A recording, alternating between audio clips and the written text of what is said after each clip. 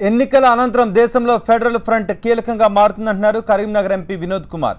ఇప్పటికే పలు ప్రాంతీయ పార్టీలు టచ్లో ఉన్నాయని చెప్పారు ఆయన.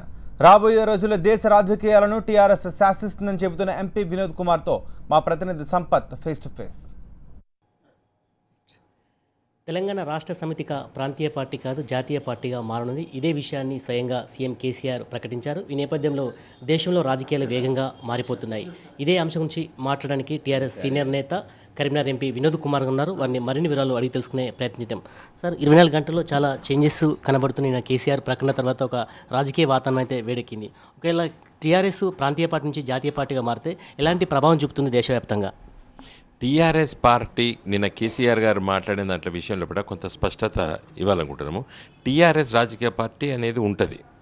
జాతీయ స్థాయిలో ఏ రాష్ట్రాల్లో అయితే ప్రాంతీయ పార్టీలు లేవో ఆ రాష్ట్రాల్లో కూడా ఒక జాతీయ పార్టీని ఏర్పాటు చేసి ఫెడరల్ ఫ్రంట్కు అది నాయకత్వం వహించే విధంగా ఉండాలనేది కేసీఆర్ గారి ఆలోచన.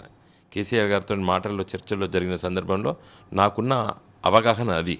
ఏ రాష్ట్రాల్లో అయితే కాంగ్రెస్ వర్సెస్ బీజేపీ ఉందో అక్కడ ప్రజలకు ప్రత్యామ్నాయం లేకుండా ఈ పార్టీ కాకపోతే ఆ పార్టీ, ఆ పార్టీ కాకపోతే ఈ పార్టీకి ఓట్లేస్తున్నారు.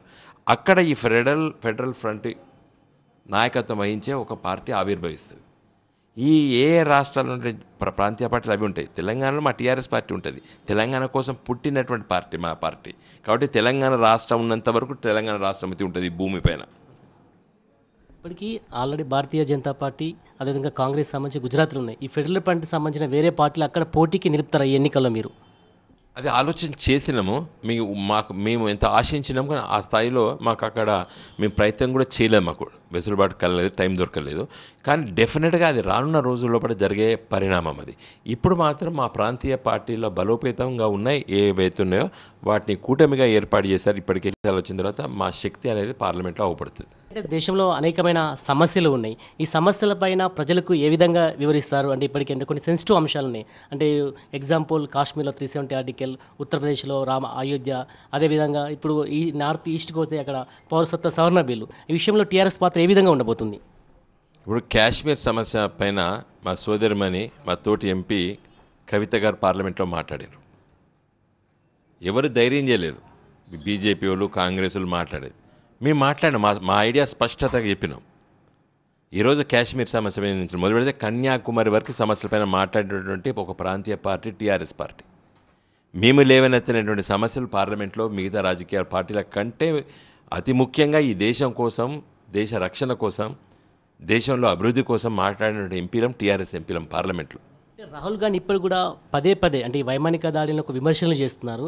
చేస్తే మీరు ఏ విధంగా స్పందిస్తారు? మామూలుగా ఈ వైమానిక దాడి ఒక రాజకీయం చేయడం మీకేమనిపిస్తున్నది ఒక దేశ రక్షణ విషయంలో? ఇప్పుడు చూడండి, అసలు దేశ రక్షణ గురించి పార్టీలు మాట్లాడద్దు. దేశం అంటే ఒకటే. అన్ని రాజకీయ పార్టీలు బాధ్యతాయుతంగా అంతా ఒకటేగా ప్రవర్తించాలి. ఈ దేశ రక్షణ పేరిట కూడా ఓట్లు దండుకోవడానికి ప్రయత్నం చేయడం కూడా కరెక్ట్ కాదు. కాబట్టి ఈరోజు దేశం పైన దాడి జరిగిన, దేశ రక్షణ కోసం ఏదైనా విఘాతం కలిగితే అందరం ఏకం కావాలనేటువంటి ఆలోచనతో టీఆర్ఎస్ పార్టీ ఉంది. అందుకోసమే ఆ సమస్య పైన మేము మీడియా దగ్గర వచ్చి మాట్లాడేది ఇప్పుడు కూడా. అందుకోసమే కాంగ్రెస్ పార్టీకి మెజారిటీ ఈ దేశంలో కోల్పోయింది 35 ఏళ్ల కింద. 1984లో 272 సీట్ల కంటే ఎక్కువ వచ్చినాయి.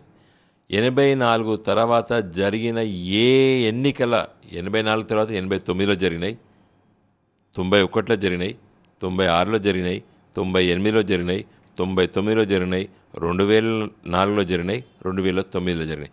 30 సంవత్సరాలు కాంగ్రెస్ పార్టీకి మెజార్టీ రాలేదు ఈ దేశంలో. భారతీయ జనతా పార్టీకి ఒకేసారి వచ్చింది 2014లో. నేను అనుకుంటే అదే చివరిసారి. ఇంకా మళ్ళీ బీజేపీకి అన్ని ఓట్లు రావు, అన్ని సీట్లు రావు.